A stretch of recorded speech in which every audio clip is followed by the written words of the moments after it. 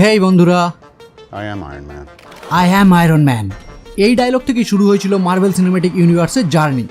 আর আপনারা তো জানেন, মার্ভেলের প্রতিটি সুপারহিরোর মধ্যে আমার সব থেকে ফেভারিট আয়রন ম্যান। আগের ভিডিওতে আমি আপনাদের সবার থেকে জানতে চেয়েছিলাম আমি মার্ভেল সিরিজ কন্টিনিউ করব না মাঝে কিছুটা গ্যাপ নিয়ে কিছুদিন পর আবার শুরু করব। কিন্তু আপনারা প্রায় 99% আমাকে কমেন্ট করে জানিয়েছেন মার্ভেল সিরিজ কন্টিনিউ করতে। তাই আপনাদের কথা মতোই আজ আমি হাজির হয়েছি 2013 সালে মুক্তিপ্রাপ্ত American superhero film iron man 3 নিয়ে। আর আয়রন ম্যান 3-র সাথে সাথেই শুরু হয় মার্ভেল সিরিজের ফেজ 2। এই ফিল্মটি মার্ভেল সিনেম্যাটিক ইউনিভার্সের পুরো সিরিজের 7 নম্বর কাহিনী। যারা নিউ ভিউয়ার ভিডিওটি দেখছেন তাদেরকে আমি জানিয়ে দিই, এর আগে আমি মার্ভেলের প্রথম 6টি স্টোরি অলরেডি এক্সপ্লেন করে দিয়েছি। সো তোমরা যদি এখনও ওই ভিডিওগুলি না দেখে থাকো তাহলে অবশ্যই আমার চ্যানেলে গিয়ে তাড়াতাড়ি দেখে নাও। আমি যখন এই ভিডিওটি বানাচ্ছি তখন এই মুভিটির IMDb রেটিং 7.1 আউট অফ 10। তো আর বেশি কথা না বাড়িয়ে এখন সোজা চলে যাব মেন স্টোরির দিকে। শুরু করার আগে হেই, আমি Raja and welcome to the Bong Wood. কাহিনী শুরু হয় টনি স্টার্কের একটি স্মৃতি দিয়ে, যেখানে আমরা দেখতে পাই 1999 সালের একটি নিউ ইয়ার পার্টিতে টনির সাথে দেখা হয় মায়া হ্যানসেন নামে একটি সায়েন্টিস্টের, যে টনিকে জানায় সে এক্সট্রিমিজ নামে একটি পুনর্জন্মমূলক চিকিৎসার গবেষণা করছে, যার মাধ্যমে সে পঙ্গু আর আহত মানুষদের সঙ্গে সঙ্গে ঠিক করতে পারবে, এমনকি তাদের ক্ষমতা আগের থেকে বৃদ্ধিও পাবে। কিন্তু তার গবেষণাটি এখনও ইনকমপ্লিট, যে কারণে সে টনির থেকে সাহায্য চায় তার এই গবেষণাটিকে সফল করার জন্য। এবার এই পার্টিতেই টনির সাথে অলড্রিচ কিলিয়ান নামে আরও একটি সায়েন্টিস্টের দেখা হয়, যে ফিজিক্যালি হ্যান্ডিক্যাপ। সে টনি আর মায়াকে তার অ্যাডভান্স আইডিয়া মেকানিক্স নামে একটি অর্গানাইজেশনে যোগ দেওয়ার প্রস্তাব দেয়। কিন্তু টনি তার থেকে মুক্তি পাওয়ার জন্য তাকে জানায়, হ্যাঁ আমি তোমার সাথে কাজ করতে ইন্টারেস্টেড, তুমি অপেক্ষা করো, আমি 5 মিনিটের মধ্যেই আসছি। কিলিয়ান তার কথায় ছাদে ওয়েট করতে করতে যখন দেখে টনি তাকে মিথ্যে বলে ধোকা দিয়েছে, তখন থেকেই সে টনির শত্রুতে পরিণত হয়।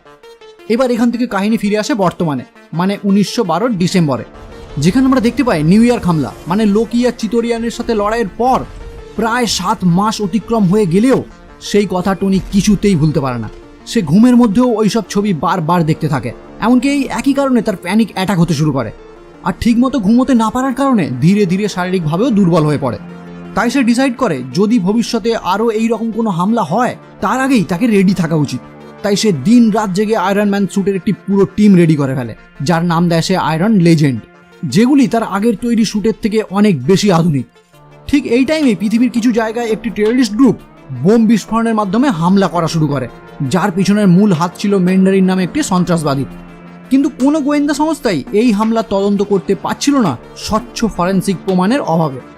এবার টনির বডিগার্ড ঠিক এইরকমই একটি বোম বিস্ফোরণের ফলে গুরুতর চোট পেয়ে কোমায় চলে যায়।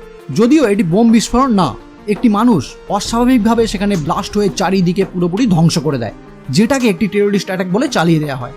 এবার কেন এটিকে টেররিস্ট অ্যাটাক বলে চালিয়ে দেওয়া হচ্ছে এটা আমরা আর কিছুক্ষণের মধ্যেই জানতে পারবো। এবার যেহেতু এই বিস্ফোরণটিকে একটি টেররিস্ট অ্যাটাক বলে চালিয়ে দেওয়া হয়েছে, তাই টনি স্টার্ক তার বডিগার্ড হ্যাপির এই অবস্থা দেখে রেগে গিয়ে ম্যান্ডারিনকে সাংবাদিকদের সামনে ওপেন চ্যালেঞ্জ জানায় আর বলে, আমি তোমাকে ভয় পাই না, সাহস থাকলে আমার ঠিকানায় এসে আমার সাথে দেখা করো। এবার টনি বাড়ি ফিরেই ম্যান্ডারিনের থেকে বদলা নেওয়ার জন্য জার্ভিসের সাহায্যে ম্যান্ডারিনের খোঁজ খবর নিতে শুরু করে। কিন্তু এই টাইমে তার বাড়িতে এসে হাজির হয় মায়া হ্যানসেন, যাকে মুভির একদম ফার্স্ট টাইমে আমরা দেখেছিলাম। সে টনিকে জানায়, তোমার এইভাবে ম্যান্ডারিনের বিরুদ্ধে ওপেন চ্যালেঞ্জ জানানো ঠিক হয়নি।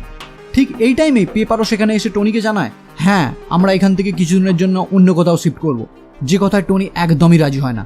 আর তাদের এইসব কথাবার্তার মধ্যেই ম্যান্ডারিনের কিছু লোকেরা হেলিকপ্টারে করে এসে তার বিল্ডিংয়ের উপর আক্রমণ করে। এবার হঠাৎ করে এই হামলায় পেপার যাতে না আহত হয় সেই কারণে টনি সঙ্গে সঙ্গে তার আধুনিক স্যুটটিকে তাকে পরিয়ে দেয় আর বলে মায়াকে ওই বিল্ডিং থেকে নিয়ে বেরিয়ে যেতে। পেপারও তার কথা মতো মায়াকে নিয়ে ওই বিল্ডিং থেকে বেরিয়ে যায়। এবার ওই হেলিকপ্টারগুলো থেকে অনবরত হামলার ফলে তার বিল্ডিংটি যখন প্রায় ধ্বংস হয়ে যাবে, ঠিক তখনই ওই হেলিকপ্টারগুলির সাথে মোকাবিলা করার জন্য টনি তার স্যুটটিকে পেপারের থেকে আবার ফেরত নিয়ে নেয়। এরপরই সে লক্ষ্য করে তার স্যুটে পর্যাপ্ত পরিমাণ পাওয়ারই নেই ওই হেলিকপ্টারগুলির সাথে লড়াই করার মতো। তাও টনি কোনো রকমের চেষ্টা করে 2টি হেলিকপ্টার সেখানেই ধ্বংস করে দেয়। কিন্তু যেহেতু তার স্যুটে পর্যাপ্ত পাওয়ার ছিল না, তাই ওই বিল্ডিংয়ের ধ্বংসস্তূপের সাথে সাথেই জলে পড়ে নিচে আটকে যায়। এবার টনির বাড়িটি পুরোপুরি ধ্বংস হয়ে যাওয়ায় শত্রুপক্ষের বেঁচে থাকা একটি হেলিকপ্টার সেখান থেকে ফিরে যায়। এদিকে টনি জলের তলায় আটকে যাওয়ার ফলে তার আয়রন স্যুটটি জার্ভিসের কন্ট্রোলে পুরোপুরি অটো পাইলট মোডে চলে আসে, এমনকি এতক্ষণে তার স্যুটে যে ওড়ার মতো ক্ষমতা ছিল না সেটাও আবার ফিরে আসে। তাই ওই স্যুটটি টনিকে তখনই জল থেকে বের করে সোজা আকাশের দিকে উঠে যায়। এবার যখন টনির হুঁশ ফেরে সে দেখতে পায় জার্ভিস তাকে বাড়ি থেকে প্রায় 1000 মাইল দূরে রোজ হিল নামের একটি জায়গায় নিয়ে এসেছে। এটা দেখি টনি খুবই অবাক হয়ে যায় আর সে জার্ভিসকে জিজ্ঞাসা করে, কেন আমরা এখানে কেন এসেছি। আসলে যেহেতু তার স্যুটটি অটো পাইলট মোডে ছিল, তাই জার্ভিস তার প্ল্যান মতোই তাকে এখানে নিয়ে এসেছে। কারণ এই ঘটনার আগেই টনি যখন জার্ভিসের সাহায্যে ম্যান্ডারিনের খোঁজ খবর চালাচ্ছিল, তখনই জার্ভিস টনিকে জানিয়েছিল তার বডিগার্ড হ্যাপি যে বোম বিস্ফোরণের ফলে আহত হয়েছে, ঠিক সেই রকমই একটি বোম বিস্ফোরণ এই জায়গাতেও ঘটেছিল। আর ওই টাইমে টনি জার্ভিসকে ইয়ার্কি করে জিজ্ঞাসা করেছিল, তুমি গেছো কোনোদিন রোজ হিলে? তখনই জার্ভিস তাকে জবাবে জানিয়েছিল, আমি খুব তাড়াতাড়ি যাওয়ার ব্যবস্থা করছি। আর ঠিক এই কারণের জন্যই জার্ভিস তাকে এত দূরে নিয়ে এসে হাজির হয়েছে। আর এখানে আসার পরেই তার শ্যুটের পাওয়ার একদমই শেষ হয়ে যাওয়ায় সে আর কোনো মতেই এখান থেকে ক্যালিফোর্নিয়া ফিরে যেতে পারে না। অন্যদিকে টনি স্টার্ককে খুঁজে না পাওয়ায় সেখানে সবাই মনে করতে শুরু করেছে টনি স্টার্ক ওই টেররিস্ট হামলার ফলেই মারা গেছে। এবার টনি তার ওই শ্যুটটি টানতে টানতে একটি বাড়ির গ্যারেজে এসে হাজির হয়। আর সেখানে হার্লি নামের একটি বাচ্চা ছেলের সাথে তার আলাপ হয়। এবার তার সাহায্য নিয়েই আয়রন ম্যান স্যুটটিকে চার্জ করতে দিয়ে ওখানে যে জায়গায় ওই রকমই বোম বিস্ফোরণ হয়েছিল সেই জায়গাটিকে দেখার জন্য গিয়ে উপস্থিত হয়। আর সেখানে গিয়ে সে বুঝতে পারে সাধারণ বোম বিস্ফোরণের পর যেরকম অবশিষ্টাংশ পড়ে থাকে, এক্ষেত্রে এখানে সেই রকম কোনো ধ্বংসাবশেষই পড়েছিল না। তাই এই বিষয়টি আরও জানার জন্য টনি সেখানেই বোম বিস্ফোরণে মৃত পরিবারের একজনের সাথে দেখা করে। আর তার কাছ থেকে একটি ফাইলের মাধ্যমে জানতে পারে এই বোম বিস্ফোরণের পিছনে কিছু সেনার হাত আছে।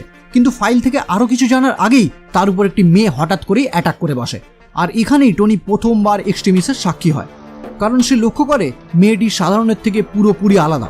তখনই টনি চালাকি করে ওই মেয়েটিকে সেখানেই একটি গ্যাস সিলিন্ডারের মাধ্যমে ব্লাস্ট করিয়ে তার একটি সঙ্গীকে আহত করে সেখান থেকে বেরিয়ে পড়ে। এবার সেই ফাইল থেকে টনি বুঝতে পারে এই বিস্ফোরণগুলির পিছনে কিলিয়ামের অর্গানাইজেশন AIM এর হাত আছে। এবার সে এই বিষয়টি পুরোপুরি ভালো করে বোঝার জন্য একটি সাংবাদিকের গাড়ি ইউজ করে। আর সেখান থেকেই জানতে পারে কিলিয়াম আর মায়া দুজন মিলে মায়ার তৈরি এক্সট্রিমিস্টকে সফল রূপ দেওয়ার জন্য কিছু হ্যান্ডিক্যাপ লোকেদের উপর ওই এক্সট্রিমিস্ট প্রয়োগ করে তাদেরকে আবার নর্মাল অবস্থায় ফিরিয়ে আনার চেষ্টা করে।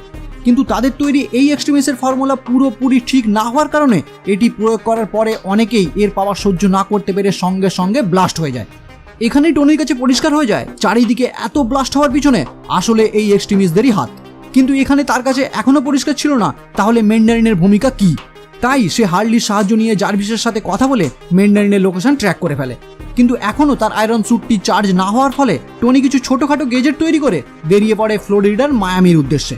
এবার ম্যান্ডারিনের লোকেশনে পৌঁছেই সে তার তৈরি ওই গেজেটগুলোর সাহায্যে এক এক করে গার্ডেদেরকে মারতে মারতে পৌঁছে যায় ম্যান্ডারিনের কাছে। কিন্তু ম্যান্ডারিনকে ধরেই সে বুঝতে পারে ম্যান্ডারিন আসলে একজন ইংরেজ অভিনেতা যার নাম ট্রেভার স্ল্যাটারি, কোনো টেরোরিস্ট নয়। এবার এখানেই তার কাছে ব্যাপারটা পুরোপুরি পরিষ্কার হয়ে যায়। আসলে কিলিয়াম ওই এক্সট্রিমিস্ট নিয়ে গবেষণা করার সময় অনেক জায়গায় ব্লাস্টের মাধ্যমে অনেক মানুষ মারা যাচ্ছিল, তাই ওই ব্লাস্টগুলি থেকে সরকারের নজর অন্যদিকে ঘোরানোর জন্যই কিলিয়াম ভিডিওতে ট্রেভারকে টেররিস্ট রূপ দিয়ে ম্যান্ডারিনের নামে ওই ব্লাস্টগুলি চালিয়ে দিত।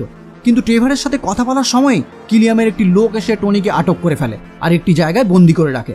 এবার টনি যখন হুঁশ ফেরে সে সেখানে মায়াকে দেখতে পায় আর জানতে পারে টনি তার গবেষণায় সাহায্য না করায় সে বাধ্য হয়ে ওই ফর্মুলাটি কিলিয়ামকে দিয়ে দেয় যাতে এই রিসার্চটিকে সে সফল করতে পারে। তাদের এইসব কথার মধ্যেই সেখানে এসে উপস্থিত হয় কিলিয়াম আর টনিকে সেই দিনের কথা মনে করিয়ে দিয়ে বলে, তুমি যদি আমায় সেদিন প্রত্যাখ্যান না করতে তাহলে আমি হয়তো এতটা উপরে উঠতে পারতাম না। এখানেই টনি লক্ষ্য করে যে কিলিয়ামকে সে প্রথমে হ্যান্ডিক্যাপ অবস্থায় দেখেছিল সে এখন এক্সট্রিমিস্ট ইউজ করে পুরোপুরি নর্মাল আর আগের থেকে অনেক বেশি শক্তিশালী। এবার কিলিয়াম এখানেই টনিকে জানায় সে ওই এক্সট্রিমিস্ট পেপারের মধ্যেও প্রয়োগ করেছে যাতে টনি তাকে বাঁচানোর চেষ্টায় এক্সট্রিমিস্টের মধ্যে যে ভুলগুলো আছে সেগুলিকে সঠিক করতে সাহায্য করে। এবার মায়া এইসব কথা জানার পরেই সে যখন বুঝতে পারে কিলিয়াম এইসব একদমই ঠিক করছে না, তখনই সে নিজে মরার হুমকি দিয়ে টনিকে সেখান থেকে ছেড়ে দেওয়ার কথা বলে, কিন্তু কিলিয়াম নিজেই তাকে মেরে ফেলে। অন্যদিকে দেখতে পায় গভর্নমেন্ট ম্যান্ডারিনের লোকেশন খোঁজ করার কাজে লাগিয়ে দেয় ওয়্যার মেশিন মানে জেমস রোডিকে। এখানে একটা কথা বলে রাখি, পার্ট 2তে আমরা দেখেছিলাম রোডি আয়রন ম্যানের থেকে যে স্যুট নিয়ে এসেছিল সেটা আপগ্রেড করার পর নাম দেওয়া হয়েছিল ওয়্যার মেশিন, কিন্তু এখানে সেটাকে আরও আপগ্রেড করার পর তার নতুন করে নাম দেওয়া হয়েছে আয়রন পেট্রিয়ট। এবার রোডি তার ওই স্যুট পরে টেররিস্টদের খোঁজ করতে করতে ভুল ইনফরমেশনের ফলে ধরা পড়ে যায় কিলিয়ামের এক্সট্রিমিস্ট বাহিনীর হাতে। আর এরপরই কিলিয়াম রোডির থেকে আয়রন পেট্রিয়ট স্যুটটি কেড়ে নিয়ে তার একটি নিজের লোককে ওই স্যুটটির মধ্যে প্রবেশ করিয়ে পাঠিয়ে দেয় প্রেসিডেন্টকে কিডন্যাপ করার জন্য। এদিকে এতক্ষণে টনি স্টার্কের আয়রন স্যুটটি কিছুটা চার্জ হয়ে যাবার ফলে টনির নির্দেশেই সেই স্যুটের প্রতিটি অংশ খণ্ড খণ্ড হয়ে টনির কাছে আসতে শুরু করে আর টনি ওই অংশগুলির সাহায্যে সেখানে উপস্থিত গার্ডেদের মেরে সেখান থেকে বেরিয়ে পড়ে। অন্যদিকে রোডিও পালিয়ে যেতে সক্ষম হয়। এরপর টনি আর রোডি দুজনে মিলে সোজা পৌঁছে যায় ট্রেভারের কাছে আর তার কাছ থেকেই কিলিয়ানের প্ল্যান সম্বন্ধে কিছুটা আভাস পায়, যার মাধ্যমে তারা বুঝতে পারে কিলিয়ান নিশ্চয়ই প্রেসিডেন্টের উপর হামলা করতে চাইছে। এটা জানার পরেই টনি ফোন করে ভাইস প্রেসিডেন্টকে জানায় জেমস রোডির আয়রন পেট্রিয়ট স্যুটটি টেরোরিস্টরা হাইজ্যাক করেছে, যার মাধ্যমে যে কোনো সময় টেরোরিস্টরা প্রেসিডেন্টের উপর অ্যাটাক করতে পারে। ভাইস প্রেসিডেন্ট তখনই তাকে জানায়, ঠিক আছে, আমি এই ব্যাপারে সবাইকে জানিয়ে দিচ্ছি আর সিকিউরিটিও আরও বাড়িয়ে দিচ্ছি। কিন্তু ফোনটি রাখার পর যখন একটি সিকিউরিটি গার্ড তাকে জিজ্ঞাসা করে স্যার কিছু প্রবলেম, তখন সে জানায় কোনো প্রবলেম নেই। আসলে ভাইস প্রেসিডেন্টও কিলিয়ামের হয়েই কাজ করছিল। এর কারণ প্রথমত তার হ্যান্ডিক্যাপ মেয়েকে কিলিয়াম কথা দিয়েছিল ওই এক্সট্রিমিস্টের সাহায্যে পুরোপুরি ঠিক করে দেবে, আর দ্বিতীয়ত প্রেসিডেন্ট মারা যাওয়ার পর ভাইস প্রেসিডেন্টই হবে প্রেসিডেন্ট। এদিকে এতক্ষণে আয়রন পেট্রিয়ট পৌঁছে যায় প্রেসিডেন্টের কাছে, আর প্রেসিডেন্টও তাকে জেমস রোডি ভেবে তার প্লেনে এন্ট্রি দিয়ে দেয়। এবার প্লেন চলন্ত অবস্থাতে আয়রন পেট্রিয়ট প্রেসিডেন্টের সাথে থাকা লোকেদের উপর হামলা করে সেখান থেকে কিডন্যাপ করে নেয় প্রেসিডেন্টকে। আয়রন ম্যান যখন প্রেসিডেন্টকে বাঁচানোর জন্য ওই প্লেনে গিয়ে উপস্থিত হয়, তখন সেখানে একটি এক্সট্রিমিস্ট তাকে জানায় তারা প্রেসিডেন্টকে অনেক আগেই কিডন্যাপ করে নিয়েছে, কিন্তু এখন এই প্লেনটিকে ধ্বংসের হাত থেকে কেউ বাঁচাতে পারবে না। এবার টনি ওই এক্সট্রিমিস্টকে সেখানেই মেরে প্লেনে উপস্থিত বাকি গার্ড ও ক্রু মেম্বারদের অনেক কষ্টে নিচে পড়ে যাওয়া থেকে বাঁচিয়ে নেয়, আর তারপর রওনা হয় প্রেসিডেন্টকে বাঁচানোর উদ্দেশ্যে। কিন্তু এখানেই একটি ট্রাকের সাথে ধাক্কা লেগে তার স্যুটটি পুরোপুরি নষ্ট হয়ে যায়। তাই বাধ্য হয়ে টনি আর রোডি দুজনে মিলে পৌঁছে যায় একটি পরিত্যক্ত জাহাজে, যেখানে কিলিয়ান পেপার পটস আর প্রেসিডেন্টকে কিডন্যাপ করে আটকে রেখেছে। এখানে আমরা এটাও জানতে পারি কিলিয়ান প্ল্যান করেছে প্রেসিডেন্টকে তারা লাইভ টেলিকাস্টে সবার সামনে জ্বালিয়ে মারবে, যাতে তাদের নাম আরও চারিদিকে ছড়িয়ে পড়ে। আর নেক্সট দিন থেকে ভাইস প্রেসিডেন্ট হওয়ার পর পুরো ক্ষমতা তার নিজের হাতে চলে আসবে। এবার টনি আর রোডি দুজন মিলে প্ল্যান করে টনি যাবে পেপারকে বাঁচাতে, আর সেই টাইমে রোডি উদ্ধার করবে প্রেসিডেন্টকে। কিন্তু এখানেই কিলিয়ামের গার্ডরা তাদের দেখে ফেলায় তাদেরকে চারিদিক থেকে পুরোপুরি ঘিরে ফেলে, যারা অলরেডি এক্সট্রিমিস্টে এফেক্টেড, মানে নর্মাল মানুষের থেকে অনেক বেশি শক্তিশালী। এতক্ষণে টনি জার্ভিসের থেকে জানতে পারে সে এখন পুরোপুরি তৈরি তাকে সাহায্য করার জন্য, আর এটা জানার পরেই টনি জার্ভিসের সাহায্য নিয়ে তার তৈরি আয়রন লেজেন্ড বাহিনীকে সেখানে নিয়ে আসে, আর অর্ডার দেয় এক্সট্রিমিস্টদের নিশানা করে তাদেরকে পুরোপুরি শেষ করে ফেলার। আর সঙ্গে সঙ্গেই আমরা দেখতে পাই প্রতিটি আয়রন স্যুট সেখানে উপস্থিত কিলিয়ানের গার্ডের উপর হামলা করতে শুরু করে।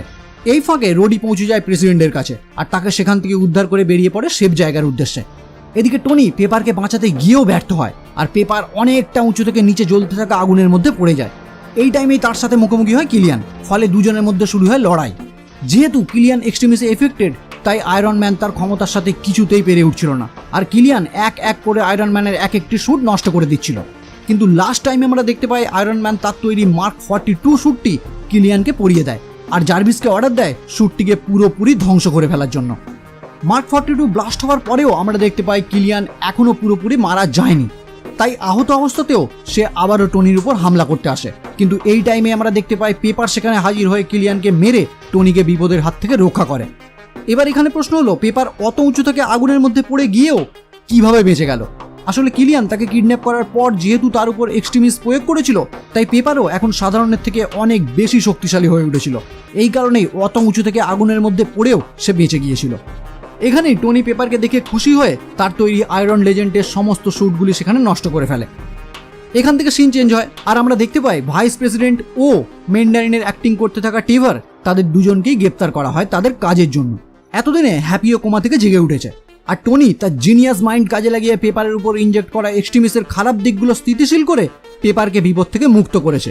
এরই মধ্যে সে নিজেরও অপারেশন করিয়ে তার বুকের মধ্যে যে বোমের টুকরোগুলো আটকে ছিল সেগুলোও বের করে ফেলে, যে কারণে সে এখন আর্ক রিঅ্যাক্টর ছাড়াও বেঁচে থাকতে সক্ষম। তাই আর্ক রিঅ্যাক্টরটিকে সে জলে ফেলে দেয়, আর এখানেই মুভিটি শেষ হয়। পোস্ট ক্রেডিট সিনে দেখানো হয় এই পুরো ঘটনাটি এতক্ষণ টনি তার সামনে বসে থাকা ব্রুস ব্যানারকে শোনাচ্ছিল, যেটা শুনতে শুনতে ব্যানার ঘুমিয়ে পড়েছে। আর এখানেই মুভিটি পুরোপুরি সমাপ্ত হয়।